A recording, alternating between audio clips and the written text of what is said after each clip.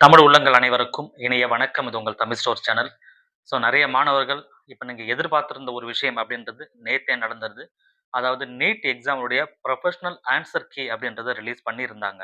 So நிறைய பேர் check பண்ணியிருப்பீங்க கண்டிப்பாக. இந்த ப்ரொஃபஷனல் ஆன்சர் கீ கூடிய விரைவில் வந்து அவங்க ஓஎம்ஆர் ஷீட்டையும் அப்டேட் பண்ணிடுவாங்க. அதுக்கப்புறம் ரெண்டையுமே கம்பேர் பண்ணி நீங்கள் வந்து செக் பண்ணி பார்த்துக்கலாம். அதுக்கப்புறம் ஏதாவது தவறுகள் இருந்தது, நீங்கள் சரியாக பண்ணி அவங்க தவறாக செஞ்சுருந்தாங்க, கரெக்ஷன் பண்ணியிருந்தாங்க அப்படின்னு சொன்னால் நீங்க சேலஞ்ச் பண்ணலாம். ஸோ இந்த விஷயங்கள்லாம் நடக்கும். இத பத்தி டீட்டெயிலான வீடியோ அதுக்கப்புறம் நான் உங்களுக்கு குடுக்குறேன். பட் இப்ப நாம மெயினா பார்க்க வேண்டியது என்ன அப்படின்னு பார்த்தீங்கன்னா, ஏற்கனவே நான் வந்து 92.5%க்கு எக்ஸ்பெக்டட் கட் ஆஃப் வந்து குடுத்திருந்தோம்.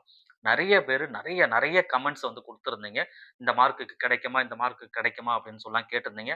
என்னால முடிஞ்ச அளவுக்கு நான் ரிப்ளையும் குடுத்திருந்தேன் எல்லாருக்குமே.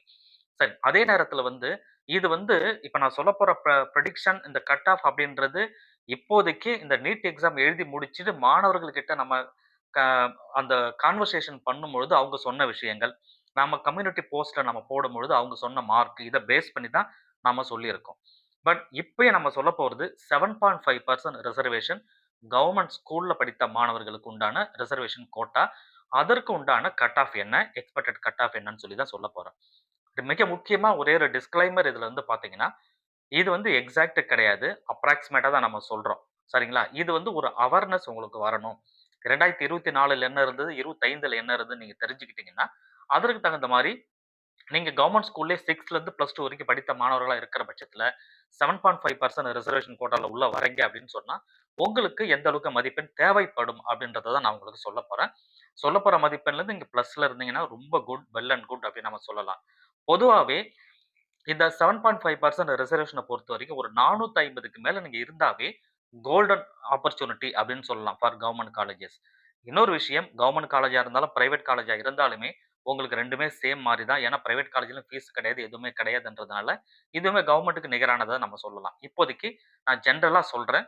நீங்க கவனிச்சுங்க. 2024ல 2024ல பொறுத்தவரைக்கும் பிசி கேட்டகரி ஓசி வந்து வரல. பிசி வந்து 481 இருந்தது. 25ல 407 வந்து அ அ குறைஞ்சிருக்கு. ஏன்னா 2024ல எக்ஸாம் வந்து நீட் எக்ஸாம் வந்து ரொம்ப ஈஸியா இருந்தது. 25ல டஃப்பா இருந்தது. அதனால மதிப்பெண் குறைஞ்சது. இப்ப வந்து இந்த வருடம் 2026க்கு நீட் எக்ஸாம் பொறுத்தவரைக்கும் ஈஸி டூ மாடரேட் அந்த ரேஞ்சுக்கு இருக்கிறதுனால, நாம எக்ஸ்பெக்ட் பண்றது என்ன அப்படின்னு பார்த்தீங்கன்னா, கிட்டத்தட்ட ஆ 2024ல என்ன மதிப்பெண் இருந்ததோ, கிட்டத்தட்ட அதற்கு பிளஸ்ல நீங்க இருந்தீங்கன்னாவே, உங்களுக்கு சேஃபா இருக்கும். அப்ப 2024ல பிசி கேட்டகரிக்கு 481 சரிங்களா? ஆ பிசிஎம்ம பொறுத்தவரைக்கும் 465ல இருந்தது. அது வந்து 414ஆ குறைஞ்சது 25ல. எம்பிசி கேட்டகரிய பொறுத்தவரைக்கும் 502 இருந்தது வந்து 423ஆ குறைஞ்சது 25ல. சரிங்களா? அப்ப 24ல எல்லா மார்க்கும் அதிகமாவே இருந்தது. காரணம் ஈஸியா இருந்தது தான். அப்ப இந்த வருஷமும் கிட்டத்தட்ட அதற்கு நிகரா இருக்கிறதுனால, அப்ப 2024ல இருக்கிற மதிப்பெண், அதுலருந்து பிளஸ்ல நீங்க இருக்கணும்னு பார்த்துக்கோங்க. எஸ்சி கேட்டகரி 450 24ல 25ல 393 குறைஞ்சது. எஸ்டி கேட்டகரி 420ல இருந்தது வந்து பார்த்தீங்கன்னா, 411 குறைஞ்சது. எஸ்சி கேட்டகரிய பொறுத்தவரைக்கும் 458ல இருந்து 393 குறைஞ்சிருச்சு 25ல. அப்போ 26ல எப்படி இருக்கும் அப்படின்னு ஒரு கேள்வி வருது இல்லையா?